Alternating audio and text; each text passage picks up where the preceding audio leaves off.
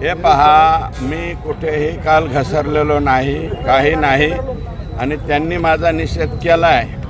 तर मला असं वाटतं त्यांनी माझं जे कालचं स्टेटमेंट आहे SP ऑफिसच्या समोरचं ते पुन्हा एकदा रिवाईज करून पाहावं. त्याच्यात ऑब्जेक्शनेबल कुठलीही बाब मी बोललेलो नाही.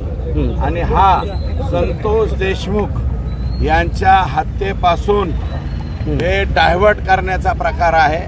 इथून पुढं तुम्ही तो प्रश्न विचारू नका. माझ्या ठाई प्राजक्ता माळी हा विषय संपलेला आहे. डायव्हर्ट करण्यासाठीचा तो जर गैरसमज असेल तर गैरसमज दूर केला पाहिजे. त्यांचा गैरसमज जे आहे तो त्यांनी दूर करून घ्यावा. त्यांनी रिवाइंड पाहावं. आणि राजकारणामध्ये त्यांना खेचण्याचा वगैरे काही संबंध नाही. त्या काय माझ्या दुश्मन नाही.